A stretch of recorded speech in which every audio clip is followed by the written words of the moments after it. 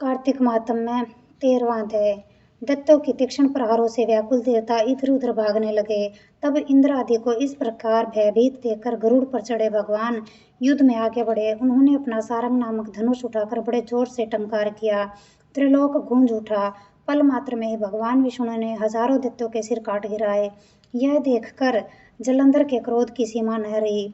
फिर तो भगवान विष्णु और जलंधर का महान संग्राम हुआ। बाणों से आकाश भर गया। लोग आश्चर्य करने लगे।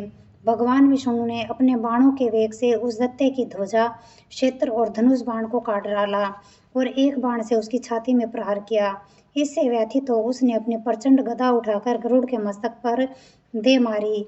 गरुड़ पृथ्वी पर गिर पड़ा। साथ ही क्रोध से उस दैत्य ने अपने होठ काटे और भगवान विष्णु की छाती में भी तीक्ष्ण बाण मारा। इसके उत्तर में भगवान विष्णु ने उसकी गदा काट दी और अपने सारंग धनुष पर बाण चढ़ाकर उसको बींधना आरंभ किया।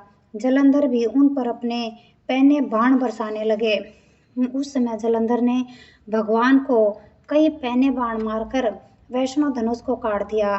धनुष कट जाने पर भगवान ने गदा ग्रहण कर ली और शीघ्र ही जलंधर को खींच कर मारी, परंतु उस अग्निवत अमोघ गदा की मार से भी वह चलायमान न हुआ और मंदोमंत उन्मत्त हाथी के समान उसे यानी गदा की मार को फूल की माला ही जाना। साथ ही उस युद्ध दुर्मुद ने अत्यंत क्रोधित होकर अग्निमुख त्रिशूल को छेद किया। जलंधर ने झपट कर भगवान की छाती में एक मुष्टिका मारा। उसके उत्तर में भगवान विष्णु ने भी उसकी छाती पर अपनी मुष्टिका का प्रहार किया। फिर दोनों घुटने टेक कर बाहों और मुष्टिकों से बाहु युद्ध करने लगे। कितनी ही देर तक भगवान उनके साथ युद्ध करते रहे।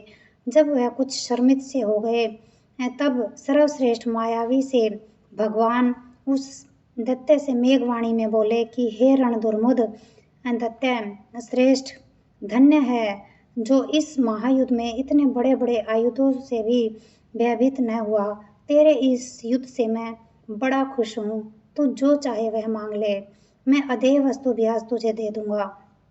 मायावी भगवान विष्णु की ऐसी वाणी सुनकर जलंधर ने कहा, हे भावुक, यदि आप मुझ पर खुश है तो यह वर दीजिए कि आप मेरी बहन के साथ तथा अपने 100 कुटुंबियों के साथ मेरे घर पर निवास करें। नारद जी कहते हैं कि उसके ऐसे वचन सुनकर भगवान को खेद तो बहुत हुआ, किंतु उसी क्षण उन देवेश ने तथास्तु कह दिया। अब भगवान विष्णु सभी देवताओं के साथ जलंधरपुर में जाकर निवास करने लगे। जलंधर अपनी बहन लक्ष्मी और देवताओं सहित भगवान को वहां पाकर बड़ा प्रसन्न हुआ। फिर तो देवताओं के पास जो रत्न आदि थे उनके स्थानों पर दैत्यों को स्थापित करके जलंधर पृथ्वी पर आया।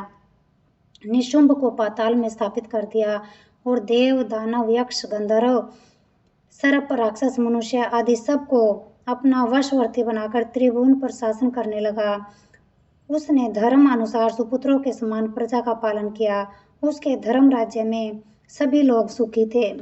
जय भगवान। सुख शांति, सुख शांति, सुख शांति।